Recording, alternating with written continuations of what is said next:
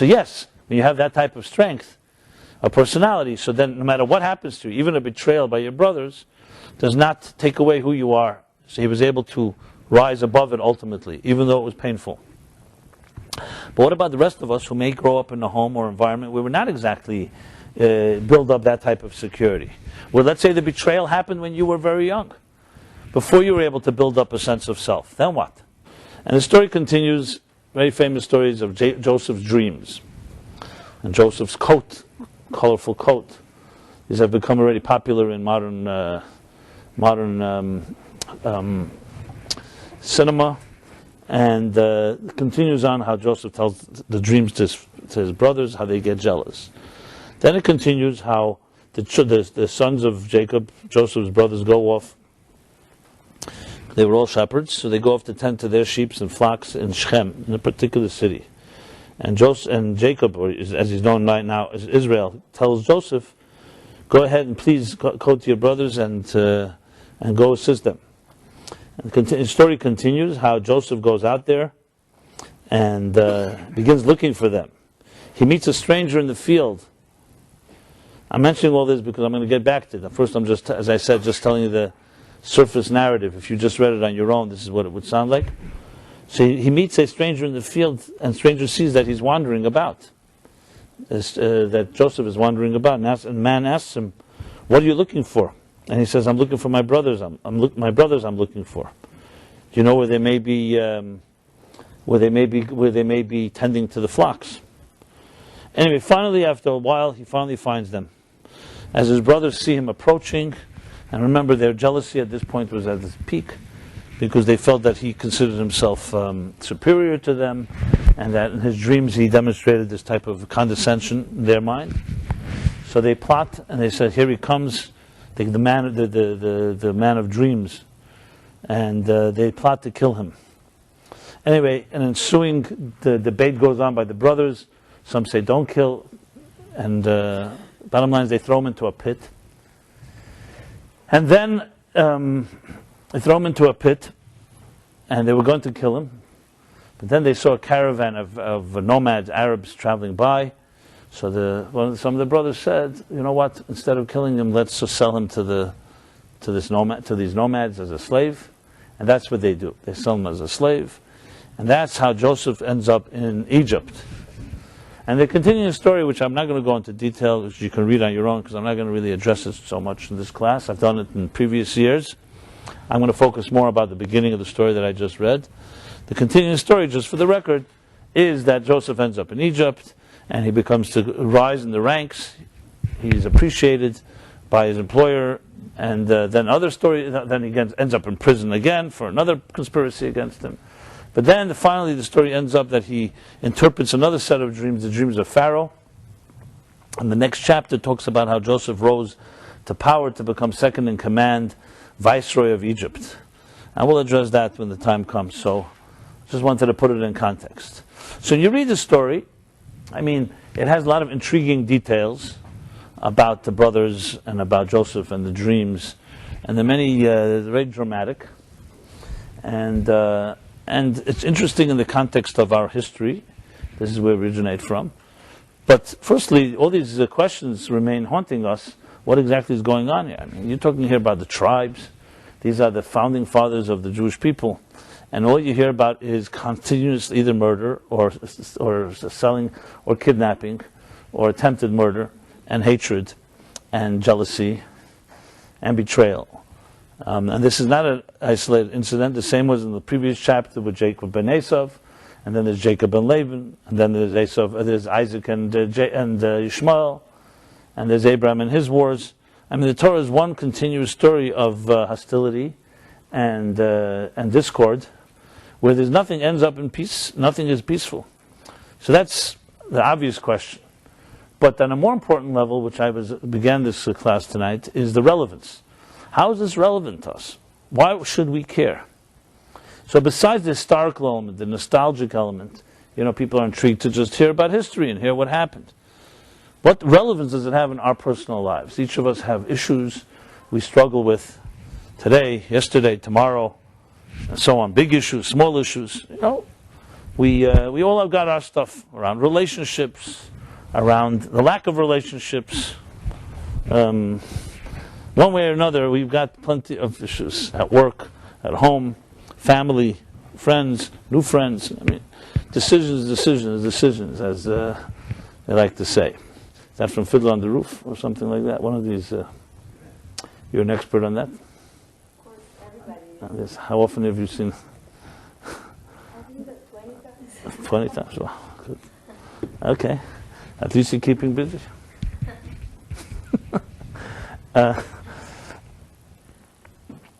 When all else fails, you can always watch Fiddler on the Roof. So the relevance, the personal relevance of this entire story. And as I said, once you ask the question, you're already halfway to the answer. And halfway to the answer is, if you think about, step back a moment, and let's forget about the exact characters and where they lived. What you have here is the classic story of betrayal, of being betrayed by your own family. Here in this case, Joseph is betrayed by his brothers. So of course there are the details and the graphic details and the gory details. But overall, bottom line is that's very relevant. All of us can ask that question. Were you ever betrayed? Now obviously, some of us feel we've been betrayed even though we haven't been. We all project and we have different ways of looking at it, and we'll discuss that. But there are true betrayals in our lives that are objectively that we've been hurt and betrayed or abandoned by people. And especially hurtful, maybe the most hurtful thing when it comes from people that are loved ones. Because if it comes from a stranger initially doesn't have a commitment to you. So you don't have that many, you don't have high expectations. But when you're dealing with someone that loves you, a parent, parents, siblings, people who are close to you, friends, people you trust and deserve and should trust, and there you experience betrayal, it's very deep. It affects the person because you start questioning yourself, what did I do wrong? What's the matter with me? Sometimes obviously you blame the other, but it's a very deep emotional wound. It's like someone stabbing you when it comes from a loved one. So to understand both the emotions that are evoked by a betrayal and what do we do about it is really the real story behind this whole story of Joseph and his brothers. And if you read closer with this attitude, with this look, as I said, this is a methodology, look at this in a personal way, you'll find not just that you'll find consolation because we're not the first to be betrayed, because someone already was betrayed thousands of years ago by his brothers. That's hardly a consolation. As anyone who suffered knows, it doesn't really make you feel better if other people suffer. As a matter of fact, I remember once sitting at a shiva call, God forbid, and somebody was telling the person who had just lost a parent at a pretty young age, and said, just last week someone else lost a parent who was even younger than your father. So the person who's friendly to me looks at me and says, he thinks it makes me feel better. Now it's not such a big tragedy because someone across the street lost someone. I mean, the tragedy does not console, even though misery loves company. But that's more in in the lunchroom or something like that, or at a bar, misery likes company. But when you talk about real tragedy, a person who's really suffered doesn't necessarily feel better because other people suffer. And in many ways it actually makes you feel worse because you feel like this world has a lot of suffering in it. So the story here is not just about making us feel, oh, you know what, big thing, you're betrayed, so was Joseph. Okay, let's move on. But rather that we look at the attitude, what happened? What's the bigger story? Because the greatest thing we can learn from the people that came before us is not just that they went through what we went through. That's one half of it. The second is what they do about it. What can we learn from their behavior? For good or for bad, maybe from their mistakes that we shouldn't repeat, or from their strengths that we can access. That's what a wise person does. That's why it's so critical to know that we are like midgets that stand on the shoulders of giants. Because when you look back and you look at someone, if you can interview someone who went through real hardship and say, what did you do? How did you manage? And you see that they came through it. There's nothing more empowering than that. As anyone knows who's gone through difficult times, the most empowering thing is meeting someone else who's gone through something difficult, and you see, and they can tell you, I've been there, and there's a light at the end of the tunnel. It's consoling because they have credibility. It's not just someone mouthing slogans and telling you everything's going to be great. Someone that actually has gone through the fire has a credibility to others because they've been there. and you want to really know, is it, I don't know if it's a magic trick, but it's a certain power. The 12-step program, actually, which is a grassroots movement of healing, as we all know, is really based on that principle, which is really very much a Torah principle. And that is that when you're with others that are vulnerable and talk about it, it gives you, in some way, it gives you strength. It's not because, as I said, because misery likes company, but there's some strength in the group. There's some strength when you hear another person speak about something. It gives you the strength to speak. You see, number one, you're not that isolated in your misery or in your, and not that lonely in your suffering. Other people are there. And then above all, you learn from others who like on the same road as you, but a mile ahead or a few years ahead, and helps you to forge a path because you can sense follow or learn from someone who's more experienced, unfortunately, in that particular challenge. So that's what we really look for in these stories. Is number one is to identify a common denominator to something in our own life, and number two is to look at what happened. So when you look at this, now I'm going to read the same verses, and with a more discerning and a close-up look, like with a microscope, and you'll see that there are powerful messages here, and I would even say revolutionary ones, that completely turn the whole concept on its head and has tremendous lessons to us right now, practically to each one of us. So though none of us can compare to a Joseph or to Jacob or to the tribes for that matter, yet there are still lessons that we can learn from them in our own relative to our own particular journey and challenges. So here's what it says in the verse. I'm going to read it also with an interpretation from the Baal Shem Tov, who is the founder of Hasidic movement, and also this year is his 250th yahrzeit. So here's what it says. These are the Chronicles of Jacob, and it says Joseph was 17 years old. She explains the word Joseph, Yosef, has a meaning. And you see how every word is precise here. The word Joseph means Hesafa, from the word Hesafa. Yosef means to add, or to grow. When you say Lahosif, or Mosif, or Musaf, or anything like that, you're talking about a form of growth. So the way the Baal Shem Tov explains it, that when you say Yosef, the Chronicles of Jacob, Joseph had grown. He'd grown out to the age of 17. 17 in the Gematria, if you heard of a Gematria, is the numerical equivalent of the word Toiv, good. The word good in Hebrew, Toiv, Tes Vav Vez, is the equivalent of 17. Tes is 9, Vav is 6, that's 15, and the Vez is 2. 15 plus 2 is 17. Yes, very good. So, this word good will later be used again, will later come up again, the last 17 years of Jacob's life, in the chapter Vayechi, the last chapter of this book of Genesis. It also says Jacob lived the last 17 years. These were the best years. So the Baal HaTurim, the commentary says 17 there too is Toiv, the good. It was the best, the best good years of his life. So, according to this, then when you're reading this, so this whole story is really about Joseph's growth. He's come to a higher level. And then it continues. And here's a strange, if you read the verse closely, it says, Hayeroya es echav b'tzein. He tended to his brothers with sheep. What the verse is practically trying to say is that he tended to the sheep together with his brothers, or for his brothers. But then the verse should have said, Hayeroya b'tzein es echav, or Hayeroya b'tzein im echav. Here it sounds like he tended to his brothers, not to the sheep. And the sheep just seems to be almost like a additional element here in the Hebrew. So here comes a deeper interpretation. What does the word shepherd mean? And here you'll again see that if you just go a little deeper, the real story here is the story of shepherds. Because you'll see again later, he goes out to look for them as shepherds. What is the Hebrew word for a shepherd? Raya. Raya is also another word for the Raya. Raya comes from the word friend. Re'echa, va'afta l're'echa kamoicha. Love your fellow as yourself. Love your friend as yourself. In Hebrew, the word for friend is re'echa, or reus. Achva v'reus, you say, friendship, fellowship. Why is a friend and a shepherd? What is the similarity between a friend and a shepherd? What a shepherd really does is tends to sheep. So besides the fact that he tends to them in the sense where he caters to their needs, makes sure they have what they need, but he also, what's the tending to a flock? To make sure the flock stays together.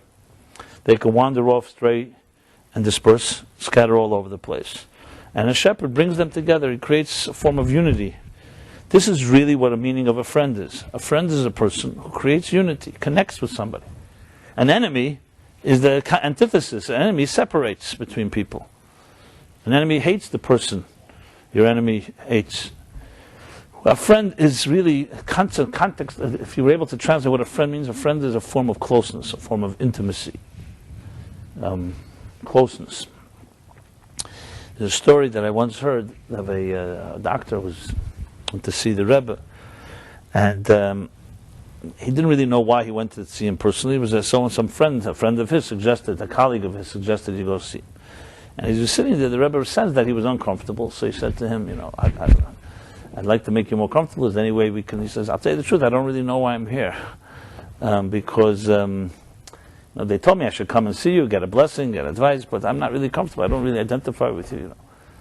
So the Rebbe said, look, I'm not comfortable with someone not being comfortable with me, so we don't have to sit here. There's no mitzvah that you have to sit here. But while we're here already, we might as well use the time well. And he said, do you have any questions? Or maybe you have a question that you'd like to ask me. The Rebbe said this to the doctor. So the doctor said, yeah, I'd like to know, who are you? What is a Rebbe? What's your role? Like, why do they respect you so much? So the Rebbe looked at him very calmly and said, the way I see it, a Rebbe is a friend. A friend. So the guy looked, he said, a friend? Please, is that all? I have many friends. I don't see anything so special. What do you mean by a friend? So the Rebbe said, let me translate and explain what the word friend means, and then you tell me how many friends you have. And the Rebbe said, a friend is somebody, a true friend, that you can speak to as you speak to yourself. That you trust them unconditionally, that whatever you say you will not be judged. You can be transparent, no defenses, and completely bare your soul. And then he turned to the doctor and said, so how many friends do you have that fit that definition? He said, not one. So, if you really define what a friend is, we use the word friend. I've got a lot of friends on Facebook.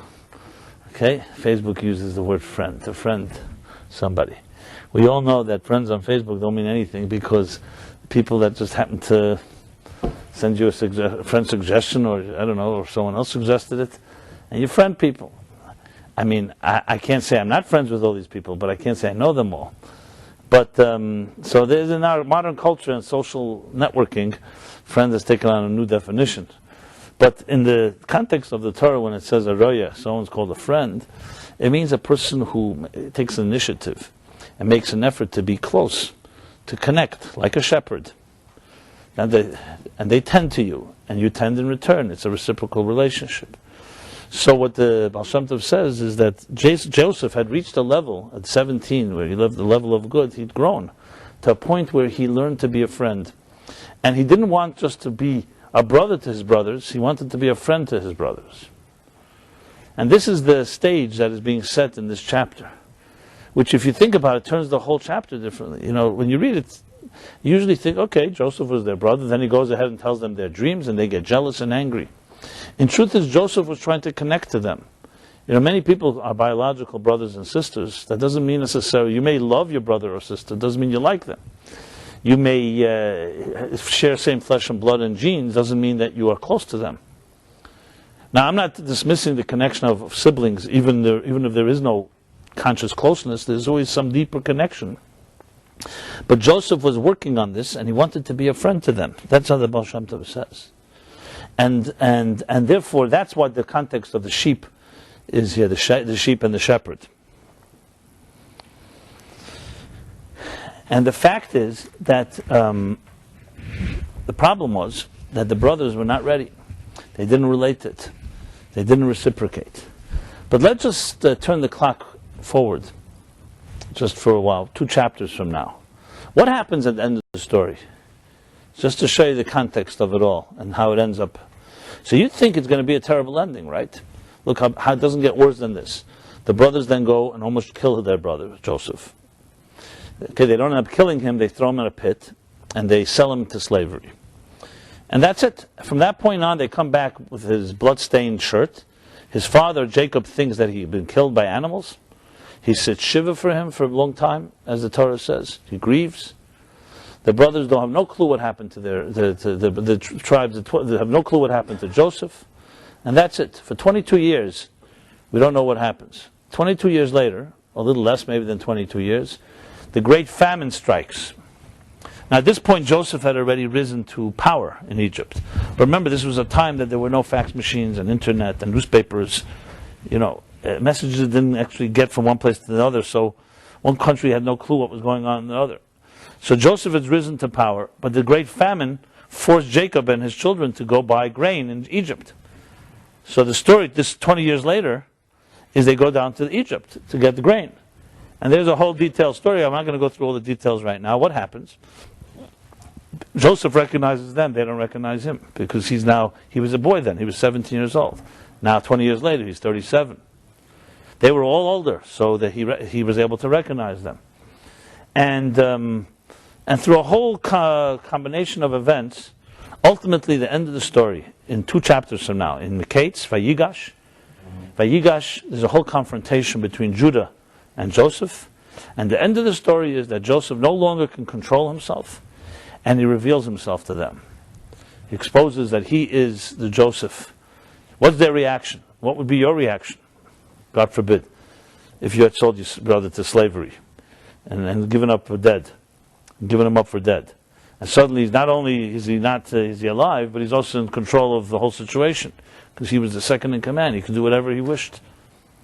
So they're, of course, extremely embarrassed, but they have nowhere to run. And then Joseph says immortal words. And you see how he grew. Not only did he grow here in this chapter, but he continued to grow. Yosef, as I said, from the word Hesafa, to grow.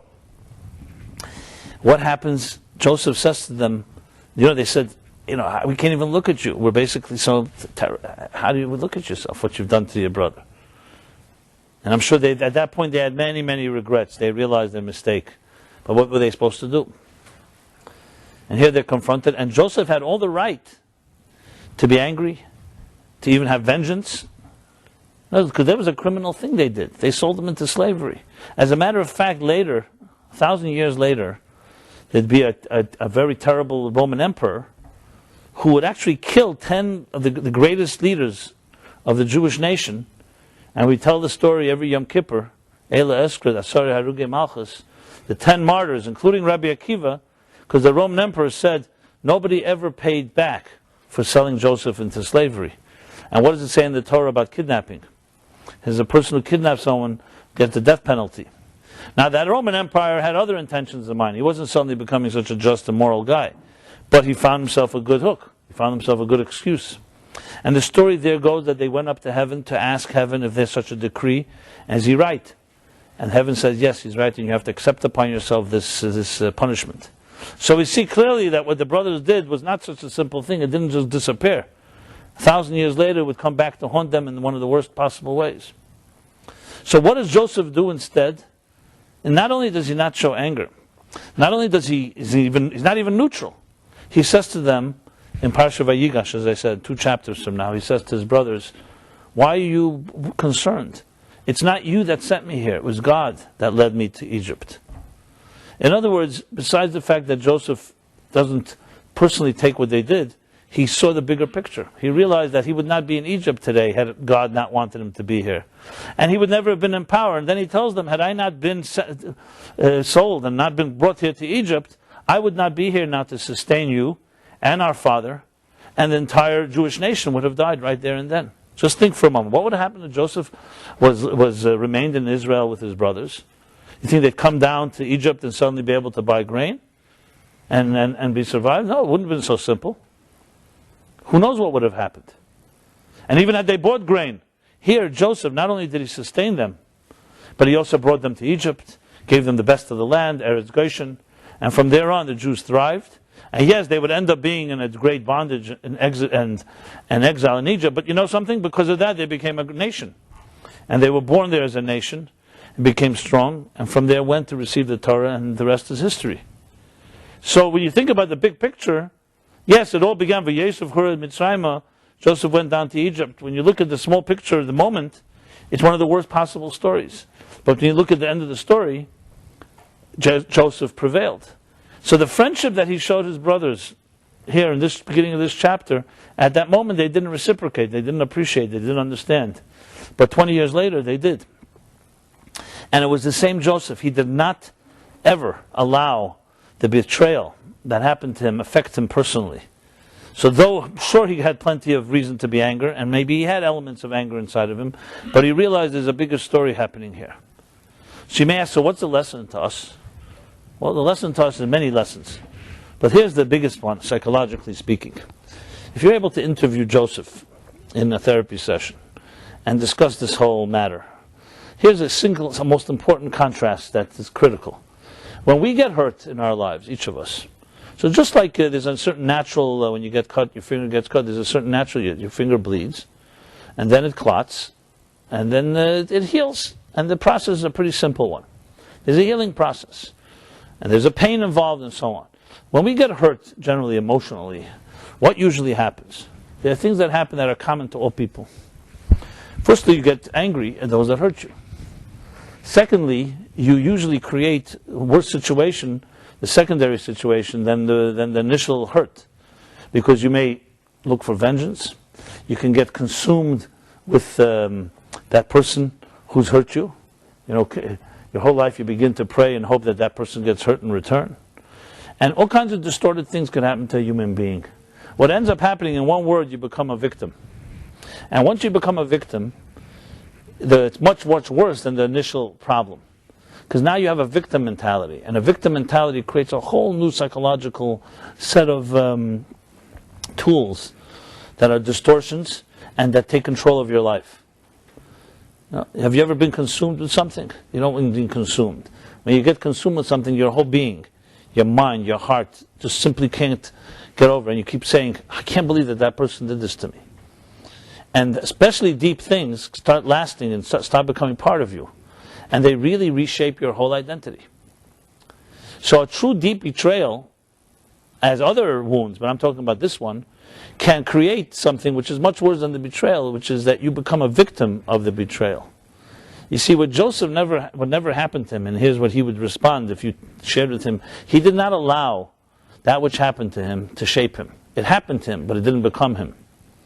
It's like we may suffer in life, but we don't necessarily have to become sufferers. It's a big difference between the verb and the noun. In other words, you experience something. It doesn't mean you have to become it. People went through the Holocaust, who had other great, terrible tragedies in their lives. There's a big difference between suffering a tragedy and then becoming a tragic figure. And that's critical because what Joseph's secret was, he had an identity. Nothing could shake his identity. Just because he was mistreated, even in the worst possible ways, his identity did not change because he was mistreated. Because to him that was even worse than the initial being betrayed. Why is it worse? Because it means I no longer have control over myself. The person who hurt me is now in control of my life. And the rest of my life is all shaped by a person who took control. So interestingly, and ironically you can say, initially you think, if you're victimized, you're hurt by somebody. So the first reaction is, yes, somebody has imposed their will and violated you in one way or another. And I'm talking about all levels of abuse, from the most subtle to the most extreme. It's a form of violation. And you're outraged by somebody who violating, somebody taking control. What right do they have to step on your dignity or step on your boundary, cross boundaries and enter into your world? And so you would think that the first reaction to that would be, is that you stop it right there. You nip it in the bud and say, no, that will not be controlled by that person. I am myself. But the interesting thing that happens to many people, especially if it's not nipped in the bud, if it's not caught early, is it's exactly what happens. Your anger and resentment and all the things you develop as a result of that betrayal start shaping your identity. So what you've done is, willingly, allowed that person to be much more controlled than they ever could have been in control. Because the first betrayal, yes, that they were in control. But from here on, you are. And this is one of the hardest things to deal with in a therapeutic environment, is to teach a person that you have to not allow that person to continue to control you. But you justify it by saying, 1 second, that person did that to me, I need to get even, they deserve to be punished, why is the world not supporting me in it, and all that. All the time, you're now in total control of that person, what they did to you. Now, the key thing to remember is that just because you have an identity, that doesn't mean you forget and forgive. See, that mistake many of us has is, well, if I become independent or free of what was done to me, then that person got off, what's the word for it? Scot-free, right. So you say to yourself, I can't let that happen. But what are you doing in return? Say, so I have to continue to carry the anger and resentment. At least that person shouldn't get off scot-free. But they still get off scot-free. Just because you're angry and resentful doesn't mean and bitter, doesn't mean that person isn't free.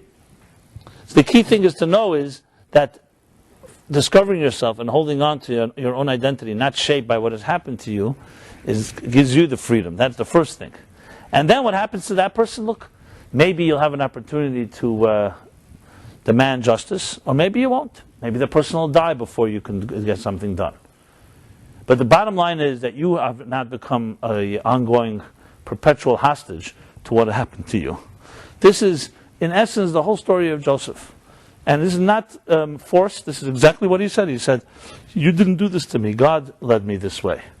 And it all begins in these few words where Joseph says that Roya es echav batzayin. As I said, the verse doesn't say Roya batzayin shal echav or im echav.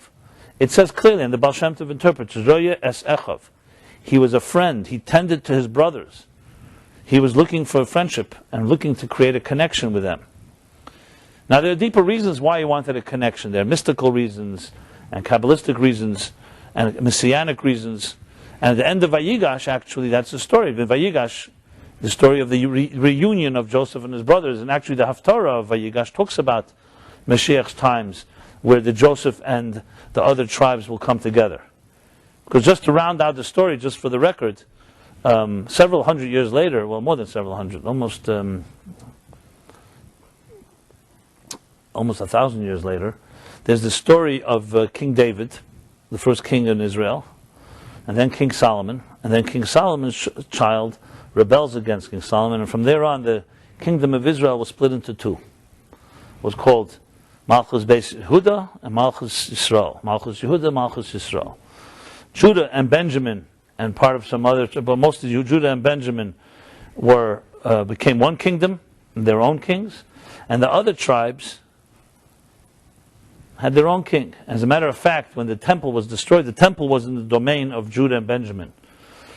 But as you may know, the Assyrians and Sancherib first conquered the other tribes. That's why we have 10 lost tribes. You hear the concept of the 10 lost tribes. Why is it 10? Why not 12 lost tribes? Because Sancherib was the king of Assyria, and he conquered that kingdom first, the kingdom of Israel, which was the rest of Israel, not the area around Jerusalem and where Judah and Benjamin controlled. And he basically dispersed them all over the world. It says Sancherib Bilbilas Ha'elam, Sancherib dispersed all the people, and from there on, those tribes got lost. There are many meanings and reasons what means lost. Are they actually lost? Are they somewhere now in some nation that we don't recognize? Are they Chinese? Are they Africans? Who knows? And there's all kinds of interpretations. But the ones that did not get lost are the tribes of Judah and Benjamin. And as a matter of fact, most I would say 99.9% of Jews today originate from either Judah or Benjamin or Levi, because remember, they didn't own any land in Israel. They lived all in Jerusalem as well, so they were also under the domain of Judah and Benjamin. So you have Kohanim today, Levites, and the Israelites are mostly from Judah and Benjamin. Maybe part of Manasseh, maybe part of some other tribe, but minority, mostly from those tribes. So what happened with them? What happened with them is a little after Sancherib and Assyria conquered the 10 tribes, Nebuchadnezzar of Babylon, of Bavel, he conquered Jerusalem. And that's the first destruction of the destruction of the first temple.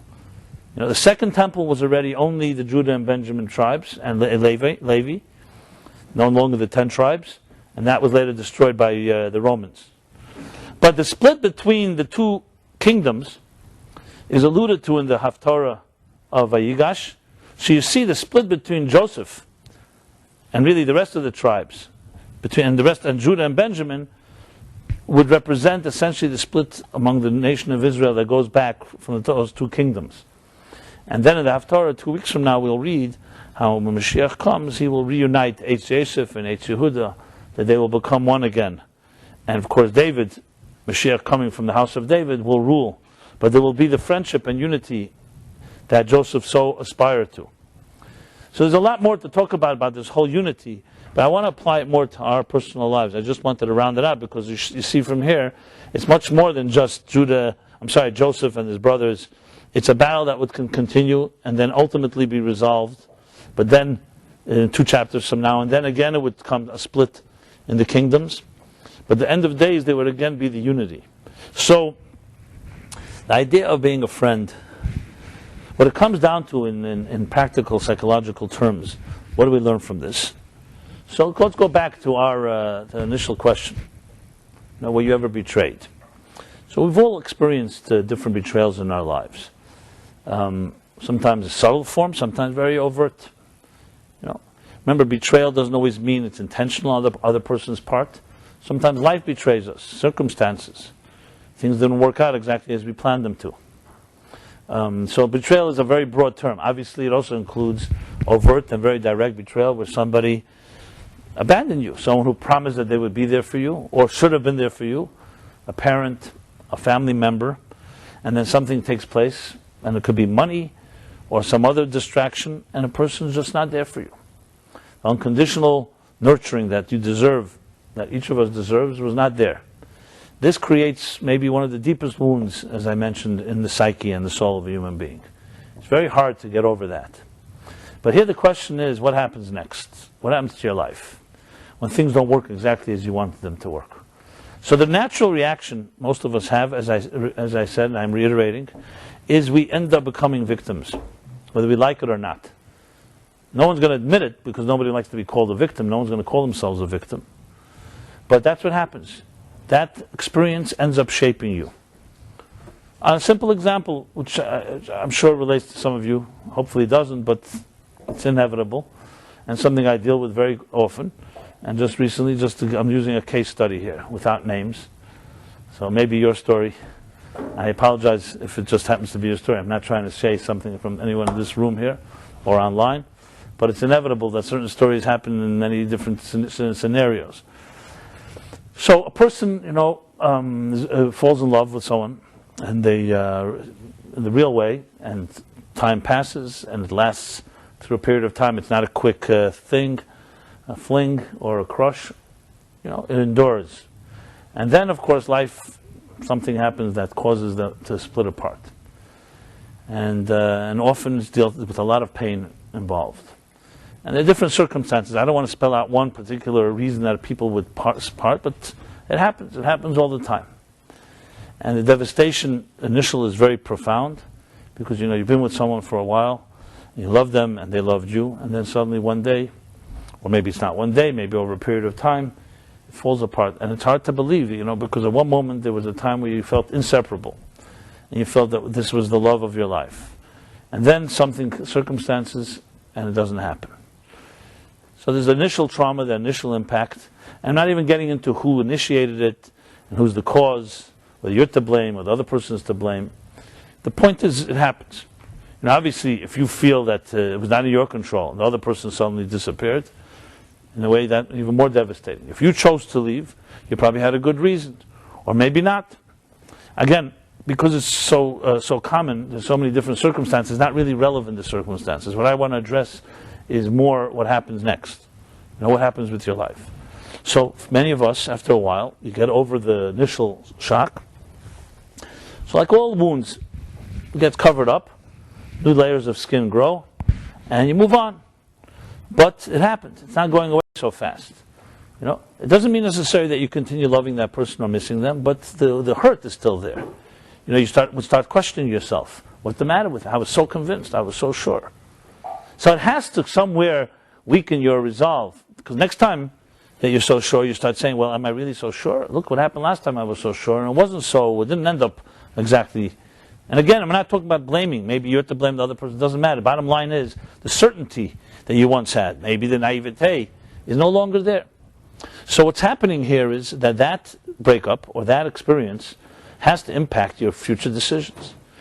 Now, in extreme situations, especially if it happens more than once, people start not allowing themselves to become so vulnerable. So they don't let anyone in. And you have that symptom, where people start locking themselves up. Yes, they date and they meet people, but there's a part of them they will not let anyone there because they've been hurt too many times and they don't want to go there.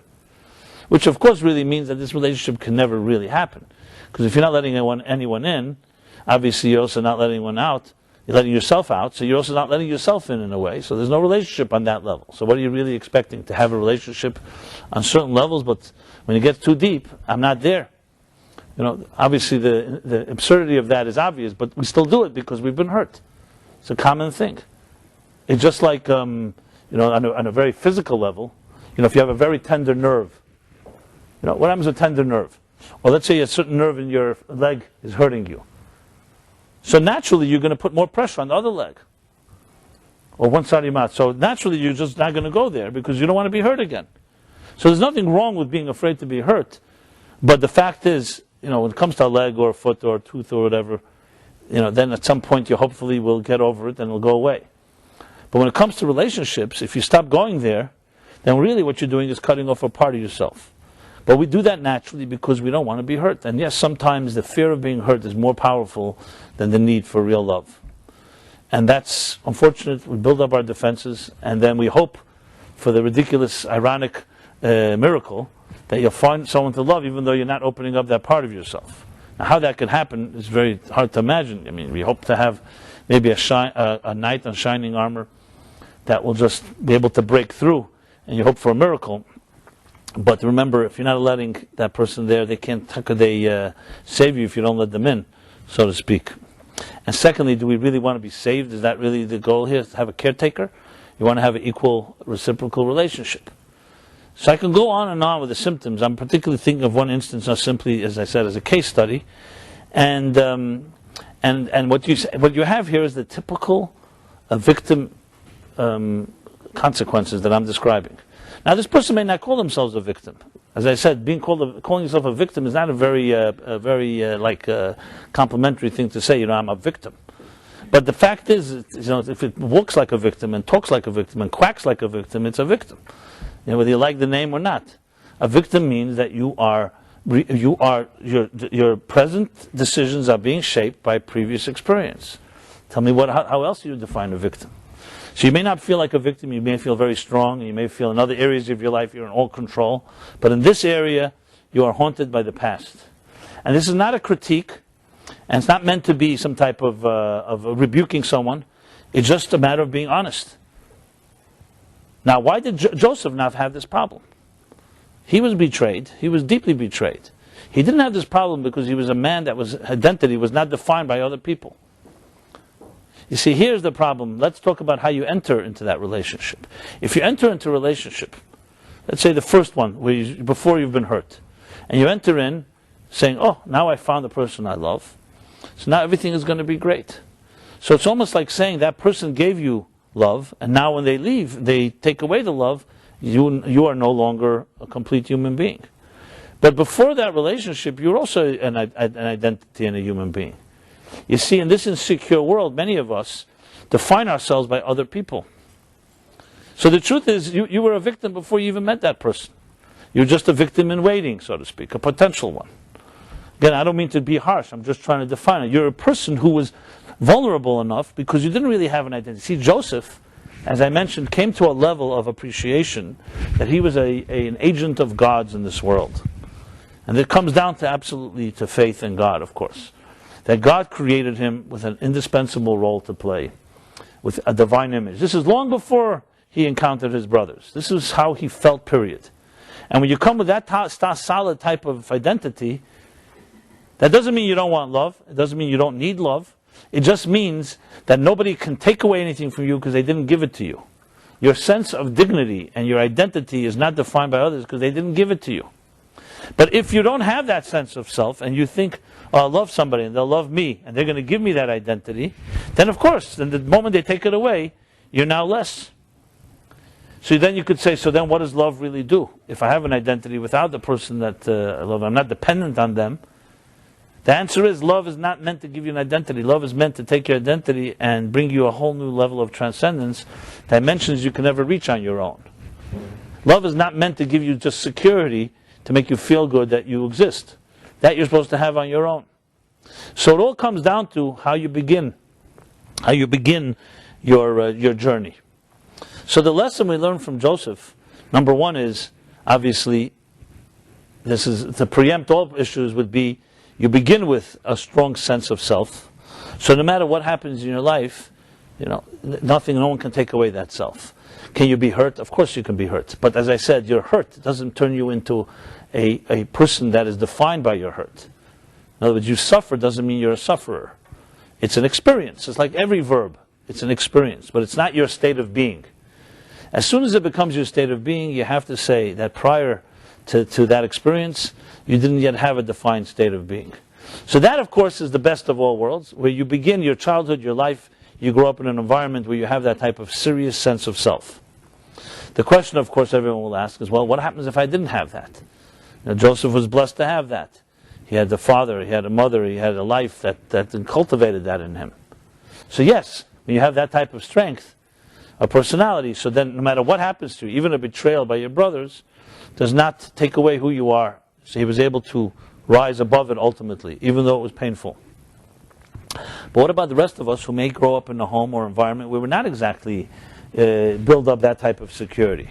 Well, let's say the betrayal happened when you were very young, before you were able to build up a sense of self. Then what? Well, the answer is, remember, just because you didn't build up a sense of self didn't mean you don't have it. It just meant it was lying there for you to develop. And that's why it is vital and critical. If you look in the Bible, the first thing of all things that the Torah begins with, in defining a human being, it says the human being was created in the divine image. B'Tselem Elokim. And it says it more than once, several times. Now what do you think? Why is that so important? Why is that so significant? Most people read it, first of all, it's very cryptic. B'Tselem Elokim, divine image, what does that mean? God imbued us, instilled the soul within us. What does it mean? So let me translate into very simple English. It simply means this, that the bottom line is that each of us, essentially, if you were to cut to the core, to the bone of who you are a piece of God. Which means that you are godly, divine, indispensable, and just as God is eternal, you too have a piece of eternity inside of you. This is irrelevant what kind of home you grew up in. Even if you grew up in a home, the worst possible situation, and I don't want to describe the worst possible, a home that, abusive home, abandonment, a child given away by parents to strangers, a homeless child. I can go on and all the devastation and the tragedies of children who grow up alone. Even that child was put on this earth by God. This is also true, not just of abuse imposed by other human beings, but also true, God forbid, I will talk a situation like a handicapped child, called special child. A child born with the capacities or inability to do certain things. Now, who put that child on this earth? Also God. We may not understand the mysteries of God's ways, why certain children are born healthy and some are not. But there's still that soul of that child does not deserve less respect than any soul. The fact that you and I or other human beings can't deal with it, or because it's not regular, that's our own limitations of our own mortality. We don't understand God's plan. And I'm not saying that it's not a painful situation, not a challenging one. But every soul on this earth deserves the dignity because it's part of the divine image. It is a divine image. This is the essence of the whole Torah. The whole Torah begins with this. And to eliminate this element, and you can take away all the next principles of the Torah, will not have anything to stand on. Everything begins with that. And as a result of that, it means that you matter, you're indispensable, and everything you do matters. Because there's some godly part to it. Now the question now is, how aware are you of it? That's all. If you grew up in a home that was healthy and nurturing, in a home like Joseph's, so he had a sense of self, and it was cultivated, and therefore whatever happened to him, he was able to handle it. The fact that some people grow up in homes where they're betrayed or hurt in ways long before they are able to develop a sense of self still does not mean that their soul disappeared. Who was betrayed in you? A part of you was betrayed. Your soul can never be betrayed by anybody. You know why? Because they didn't give it to you. So they can't betray it. So the challenge that we have to come to discover, and this is the work cut out for us, which is not easy always to do, as adults, is to connect to that place that was never betrayed in the first place. In other words, you have to discover that core sense of self. So again, for those that had environments that helped cultivate it early on, obviously you have the preemptive tools to be resilient enough to deal with many challenges. But even a person who is not given that still has the soul waiting, and the key is to get to that point, to get to the part of the soul that nobody could have hurt because nobody can reach into there. And if you ask me if this is doable, absolutely, I've seen it. I have seen people personally witness the worst circumstances who are able to reach that place. And yes, when they reach there, there's a unbelievable refinement, unparalleled in the human race. You will not find a more refined human being than one who's come through the fire and learned to discover that sense of self. So the lesson from Joseph, above all, is that there is that part inside of all of us. Now here's where it gets even more interesting and more practical in a way. One of the ways, so you could ask, so how do you begin? What do you do? We need some profound surgical therapy here to cut into that essence of your soul, to discover yourself. Well, number one is there are ways to get there, and I'll discuss some of them in a moment. But there's an interesting way. One of the methods and tools is counterintuitive, but when you think about it, you see how precious and powerful it is, this tool. You see, I mentioned before, a person is victimized and hurt by something, betrayed, or hurt in any other way, or life circumstances affect a person. Okay. The key thing is not to allow, it's like stemming the flow, nipping it in the bud. That happened, fine. But from here on, I'm not going to allow that to continue to haunt and victimize me. But we don't usually do that. What we usually do is we feed right into it, and we allow it to affect us. Again, this is not a critique, it's just the way we naturally work. So then the only real solution then is, if you think about it, is you have to do something that counters that. How do you counter, what's the opposite of a victim's attitude to something? Is behaving like you're not a victim, even if you have to fake it. What do the non-victims do? You do what Joseph does. You take initiatives, even though they seem to be counterintuitive. You'd think that Joseph would not extend his friendship to his brothers, knowing that they were jealous of him. And more than that, he took a major risk. He put his own life at risk. He knew that the brothers were jealous. He had just told them their dreams. They were extremely angry, and they went away in that jealousy. Then suddenly, it says like this, his brothers were jealous of him. A verse later it says his brothers went out to Shechem to tend to their sheep. And Jacob sends him to his brothers. So forget about Jacob's intentions, which were also pure. He wanted him to reconcile with them. But Joseph understood well, he was a wise person, he understood what's going on, and still he pursues them. And he pursues them in friendship. He wants to find them, and he's going alone. He didn't go with guards, he didn't go with watchdogs, he went on his own. This is the classic non-victim attitude.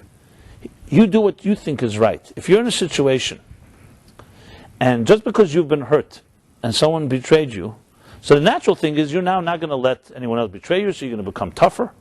You're definitely not going to take initiatives. You're not going to put yourself on the limb, on the line.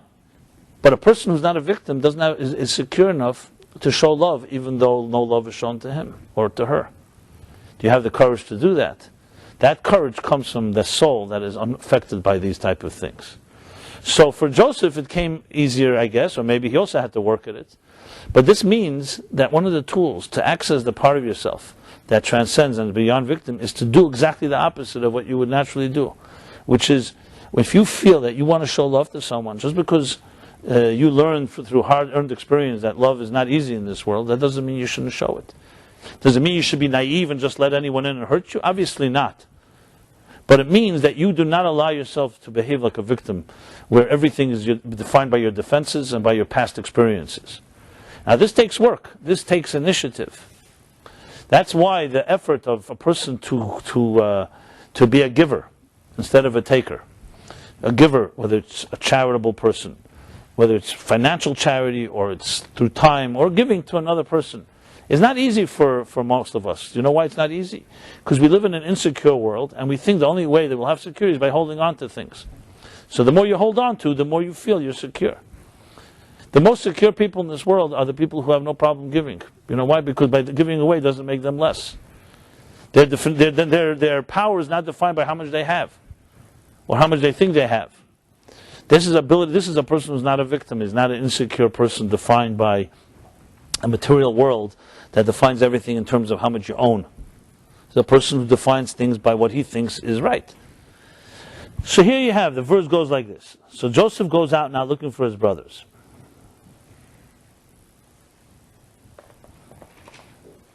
The way Jacob puts it is like this: go see the Shlem Achicha, the peace of your brothers, where they stand, and how their welfare.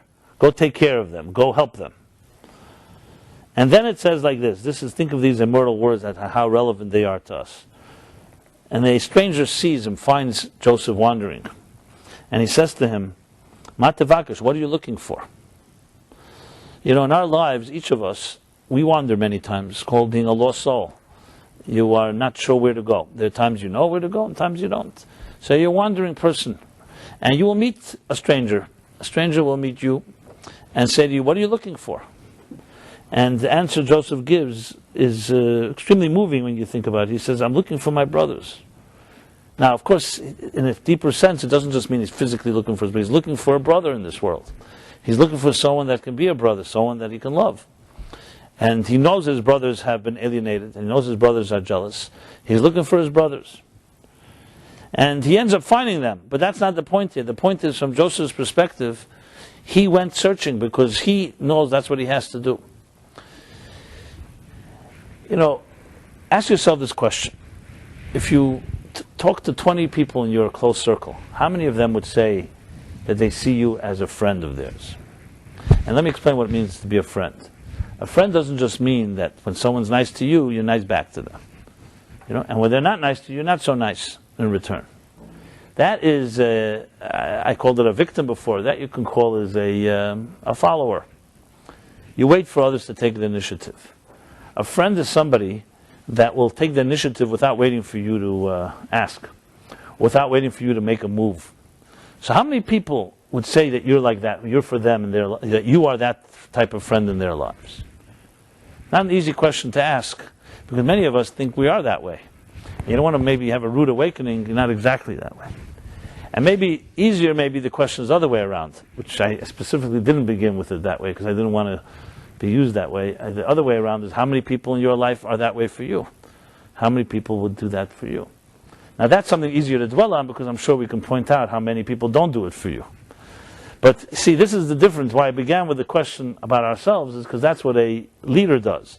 A person who's not a victim, that's what he does. He doesn't ask how many people are, taking care of me. So no one's taking care of me, I have to take care of myself. A true giver asks the question, who can I be a friend to?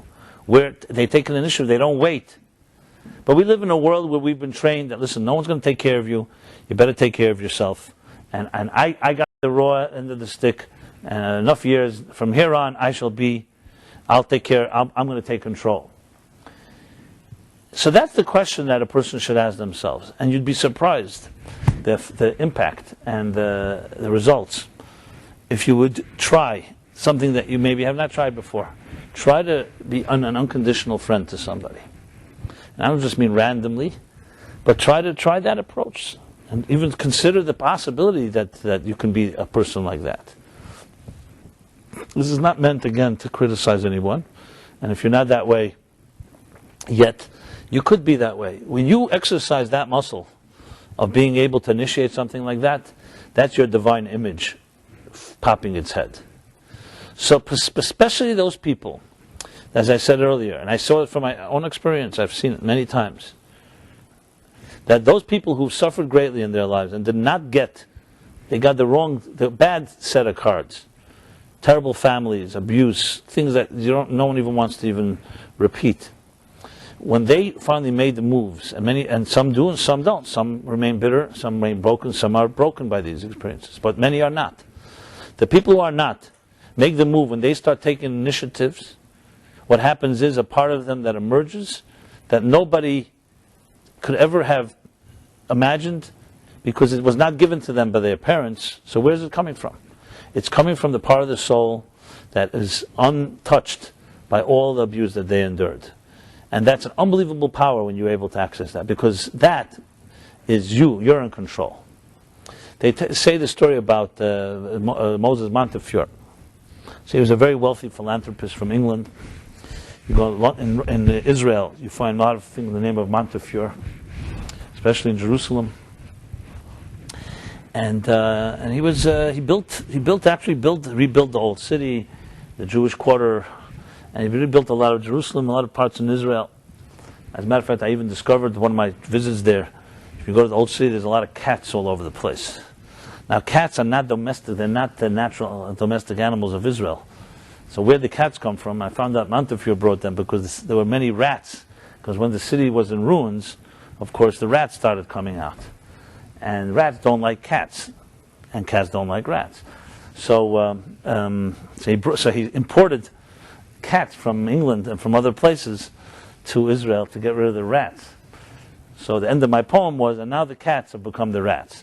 So I don't know what we'll do about the cats, but I don't know. I guess cats are a little more acceptable than rats, than rodents, whatever. But there's a lot of cats in the old city, right? You ever see?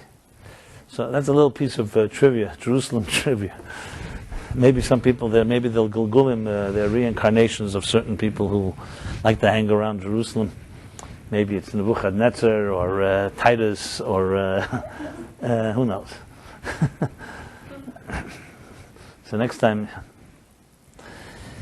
So here's the story with Montefiore. So he was good friends with Queen Victoria of England, who was considered a very noble and very wise and benevolent queen. And they were associates, friends. You know, he helped fund a lot of the English Empire. And she once asked him, Sir Moses, she said, I'd be interested to know, what's your net worth? You know, what are you worth? He was considered one of the wealthiest people of his time. So it was a strange question, and in those days, he said he has to get back to her on that. And so he came back and gave her some figure. I don't know what the exact figure was, but he told her a number. So she looked at him. She says, "You mock me, Sir Moses, because I know that. I personally know that you have holdings and wealth that's far beyond the number you just said. The amount of property you own, the companies, the wealth, and so on." So he said, "No, this is my true value." And she asked him to explain, and he explained. He said, "You see, the number that you know, or the things I possess, and that are so-called that I own, are not really mine. Why they're not mine? Because tomorrow a bad investment, it can go bad. A war could break out. It could be confiscated. Who knows? Things can happen. Unpredictable things. The number I gave you was the amount of money I gave away to charity. The amount of the institutions that I built. That nobody can ever take, because now it's in place, and that's forever mine." So the interesting thing that he said was the true value of what he owned was not what he had, it was what he gave away. That's what he owns. And yes, and today, I don't know where Montefiore's physical wealth is. His children, his grandchildren, you could imagine it was probably squandered. There are no Montefiore heirs to the throne. Statistics show in general wealth doesn't last 3 or 4 generations. The greatest wealth either gets destroyed by fights in the family, or just bad investments, or whatever happens to it, or the government and other stuff. So Montefiore said the wisdom, which of course is Jewish wisdom, that what is eternal is only the things that you build, that you give. Money can never be eternal, because money comes and goes, just like food can be eternal. We talk about stories of Joseph and Jacob and Abraham, Sarah. This is thousands of years ago these people lived. No one even knows where their wealth is today. It definitely didn't pass on, because Jews and their grandchildren had to run from one country to the next. But what lives on forever is their spirit, is their identity, is what I said earlier, their indispensable sense of self. And they understood that has nothing to do with how much you own and don't own. You own what you give. You own what you build. You own what you leave, the legacy to others. Now, as much as this makes sense to us, don't ever underestimate the pull of the material world that keeps telling you, no, it's all about here and now. It's all about what you acquire now and what you control, because that's how seductive and how hypnotic the material world is. So with all this understanding and all this sense of appreciation, we are real victims of this material world. It takes superhuman effort to get away from that. And I don't just mean in the context of giving. So don't underestimate. So it's true what I said, that every one of us can become givers. Anyone else do not have to be victims, but don't ever underestimate how much work it's going to require. The first thing that's critical is that you have to learn to be able to do the opposite of what you would naturally do. The opposite means that you have to learn to be able to be a friend without waiting for something in return. To the right person, to take that initiative, to have that courage to do that. And it's when you're able to do things like that, that's when breakthroughs happen. That's one of the ways we bring that part of the soul out. You know, some of us would like to hear, okay, I hear that there's a deeper part of my soul that can never be betrayed. Nobody can take it away from me because no one ever gave it to me. So I'm ready to go into intensive therapy for the next 30 years and discover that part of the soul. We almost like it's almost like a dramatic experience. I'm going to find that pure soul of mine.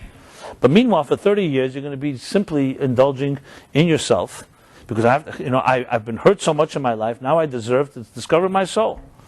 Well, Judaism says, fine, you want to do a little of that. Introspection is always good, but it's all in action. Behave like a leader, even if you don't feel that way. Behave not like a victim, but like proactively, and then that part of the soul comes out. You'll save 30 years of paying for therapy. This is a little secret here. And you do it behaviorally, consistently. That's why you'll find that people, it says in the Medrash, it says that Hananiah, Mishael, Azariah. So these were three great people who withstood a very difficult challenge. They were almost killed for their faith. But they survived one of the greatest challenges. And then the Medrash asks, so what did they do afterwards? You'd think after they've such an achievement, it's like winning the gold medal of Mesiras Nefesh, of self-sacrifice. What did they do afterwards? So that the Yalkut says they went and they built families. Simply, something so non-dramatic. You'd think they went to conquer more spiritual heights. What did the Jews do after the Holocaust? Thousands, millions lost entire families, entire cities, communities. Nothing left. Individuals. What did they do? They went and rebuilt families. Now you say, why didn't they think of first getting vengeance on those that killed their children? Or dwelling on it and going to years and years of therapy? They went and built children. They built families. Because they knew that the ultimate solution, and maybe it wasn't even conscious, it was just that instinct, same like Joseph, that we're not going to be victims. We're not going to spend the next 50 years of our lives just remembering a Holocaust. So yes, there's Holocaust Remembrance Days, and we have, but the truth is, the essence of a Jew remembering is building. It's not just about making a day that you dedicate and you light a candle and you can move on, because like Father's Day, like they say Father's Day in Judaism is every day of the year, and so is Mother's Day.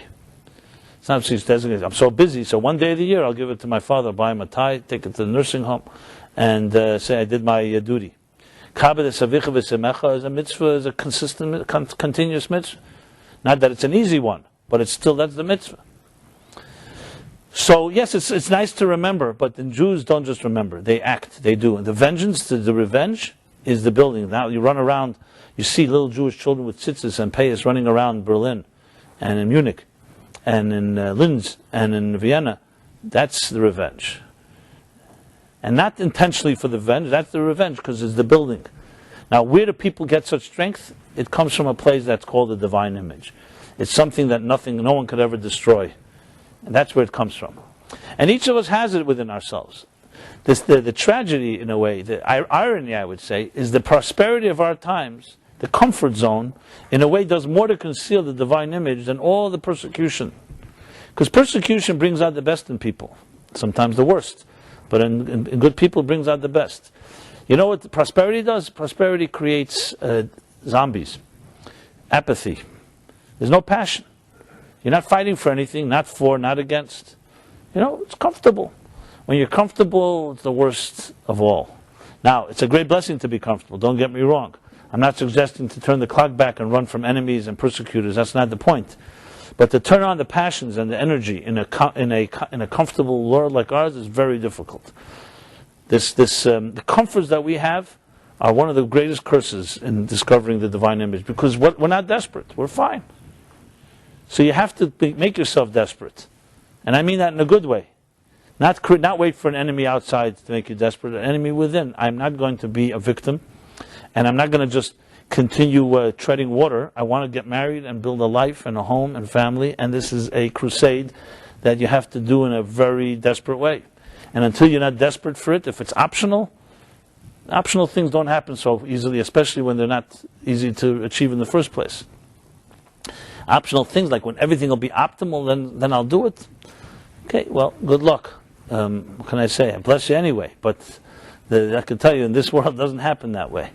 So we have this lesson of discovering that we have within ourselves a soul that can never be betrayed. And even when parts of you are betrayed, there's still a part of you that remains absolutely intact, and not only intact, but has the power to take the initiative and to be a friend to others. That's what our challenge is. To initiate and proactively initiate a surge of positive energy that creates things. Because when you initiate something, every action has a reaction, every cause has an effect. If you just wait for someone else to act, then you are a victim. Then you are just reacting to things and are not initiating any new energy. It's a challenge, but that's the lesson that we take and we learn from Joseph. So each of us have our wounds, each of us have our challenges, but there's a part in each of us, inside each one of us, that remains intact, that remains above it all, and it's revealed when you do something kind to another person, even though they didn't do anything to you. Joseph is the ultimate roya, the ultimate shepherd, and as I said, shepherd, the roya in Hebrew comes also from the word friend. That friend, to be able to just be there for somebody unconditionally, and knowing very well that you wander in the fields, and you're looking for your brother, you're looking for your brothers, you're looking for your sisters, you're looking for your friends, but you don't stop looking. And he paid a heavy price for that search. But at the end of the day, he prevailed, not his brothers. He prevailed. He's the one that rose to leadership, and he's the one that ends up sustaining them all and ends up leading the Jewish people to the next stage of their lives. But the interesting thing is, it says at the end of days, it won't be Joseph that will be the top, it will be Judah. It'll be the house of David. But Joseph will be united with that because he was a key element in being a friend. If Joseph had not initiated friendship to Judah and to the other brothers, we would never have the second half of the story. So you never know the power of somebody taking the first step, making the first move. So what I challenge you all is to make a move and not wait for somebody to invite you or somebody to even challenge you, for that matter. I had to do it that way. I mean, I have no choice, but to make a move, and you'll be surprised what kind of moves will come in return. Now, your fears, trust me, will take over, even though you may be inspired for a moment. So that's going to be your war, your battle, to get over the fear. And that's why we're here for each other. Each of us try to help the other to monitor and not allow the fears to be the controlling force in our lives. But think of it in very stark terms. Some things are gray, some things have nuances. Here, maybe it's good to put it in very stark and blatant terms. It's your future. So you're either going to make a move or you're not. And each of those, and that choice has consequences. There's no in between. There's no like if, maybe. It's either this or that. It's true, there's a cartoon where the guy comes, a pollster comes to the door and says to the guy, so yes or no? So he says, I think I'm from the undecided. Put me in the undecided, So obviously that option is not going to get you too far. So there's a yes or no. You don't have to answer to me. Mobilize yourself. But this is the challenge of our times. And all the comforts and our gadgets and distractions, whether it's an internet or the friends on Facebook or television or the other things we're addicted to are not necessarily your real friends. Let's put it this way: they are good. They're good crutches, and they're maybe they medicate you and numb part of the pain, some form of temporary relief, but they're definitely not initiating anything. When you watch a television show, the screen is initiating feelings in you. You're not doing it the other way around. I know some are looking forward to the interactive age where you can speak back to the characters on the screen, but we're not there yet, first of all, and even when we'll be, that's not exactly what we're talking about. So remember that your senses are being stimulated by others all the time. Maybe it's time to start doing the stimulating. So, with that being said, I wish everybody a very illuminating week. It's a week that goes into Hanukkah. Next Wednesday night will be Hanukkah. Correct? We will have the class, yes. Hanukkah style class. And tomorrow night Philip is not giving his class because he's away for Thanksgiving. Turkey season. How many people actually eat turkey anyway? It's just symbolic. Well, and what else can I say? I think I said it all for the evening. But I will say that please see me and everyone at the Meaningful Life Center as your friends in the real way. And we all should try to initiate. Velvel, my colleague and friend sitting at the door, is here to help. If anybody would like to help sponsor some class, it's now the end of the year. We're asking for sponsorships. It's a good time to dedicate. We have a few sponsorship opportunities. We have a book to print, interesting book on the ethics of the fathers, and some other things. So if anyone's interested in helping us in that way, please initiate and reach out to us. I'll do my part of initiating as well, but it's always best to hear from people before you hear from me. And again, if you haven't given us your email address, please give that. What we do is I send out a weekly email thought as well as reminders of the themes and topics of this class. And we'll be here next Wednesday night. I mentioned the dedication. I'll say it again. So the class is dedicated firstly in honor of the first wedding anniversary of our good friends Michelle and Steve Lazarus, and fast and complete recovery of his mother, Eleanor, and as well to Mark Belinsky in honor of his uncle, great uncle, Yartzeit, Alter Ben Moshe, 23rd of Kislev, and in honor of Yutes Kislev. So everyone have a very pleasant week, and I hope that you take my words to heart. Words from the heart enter the heart, and we should see our divine images shine and illuminate and warm the world around us. Have a good night. Thank you.